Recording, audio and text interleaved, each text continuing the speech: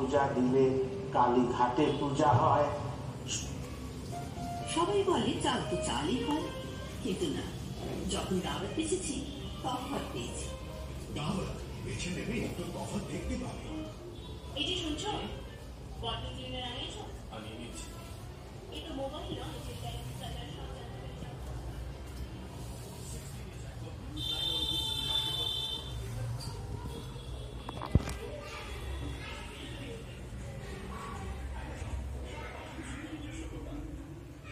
সুনিতা সেই ব্যক্তি আনন্দিত হলো, স্নান করি পূজা দিতে আশ্রমেতে এলো। বাবার মন্দির মাঝে প্রবেশে করিতে মহাকালী মূর্তি সেটা পাইল দেখিতে।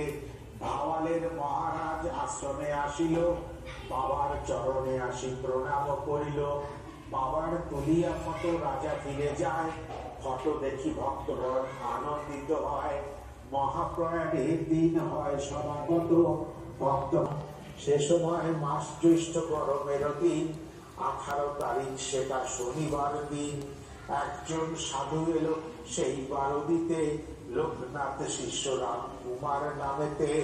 বারবিতে বাস এক ভক্ত যে বাবার, প্রধান বয়স চন্দ্র ভট্টাচার্য নাম তার। বাবার চরণে আসি শরণ লইল, সাধনার কথা বাবা তাহারে বুঝা। রামকুমার চন্দ্র ভট্টাচার্য দুইজনে বাবার মন্দিরে আসি প্রণম চরণে।